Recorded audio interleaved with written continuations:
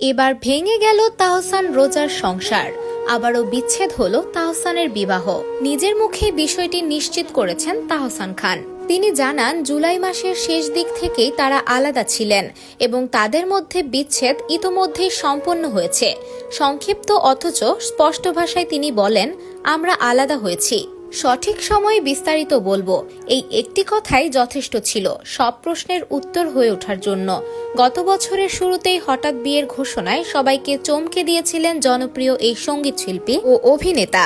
Makeover artist রোজা আহমেদের সঙ্গে নতুন জীবনের সূচনা করেছিলেন তিনি।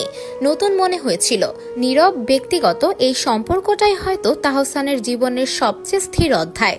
কিন্তু বাস্তবতা সবসময় প্রত্যাশার মতো হয় না। জানা গেছে, বিয়ের কয়েক মাস না যেতেই তাদের সম্পর্কে শুরু হয় টানাপোড়েন। ব্যস্ত জীবন, মানসিক দূরত্ব এবং ব্যক্তিগত সিদ্ধান্ত সব মিলিয়ে সম্পর্ক আর আগের জায়গায় থাকেনি।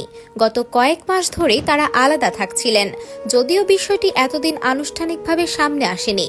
এর মধ্যেই তাহসানের অনলাইন জগৎ থেকে নিজেকে সরিয়ে নেওয়ার ঘোষণা আর রোজা আহমেদের সোশ্যাল মিডিয়ায় সক্রিয় উপস্থিতি এই বৈপরীত্যই আলোচনাকে আরো উস্কে দেয়। অনেকে তখনই আন্দাজ করেছিলেন ভেতরে ভেতরে কিছু একটা ঠিক নেই। আজ সেই অনুমানই সত্যি হলো। তাহসান ও রোজা একটি সম্পর্কের শুরু যেমন হঠাৎ হয়েছিল, শেষটাও তেমনই নিঃশব্দে এসে দাঁড়ালো বাস্তবতায়। এখন প্রশ্ন একটাই, এই বিচ্ছেদের পর তারা দুজন কিভাবে নিজেদের জীবন এগিয়ে নেবেন তার উত্তর সময় দেবে।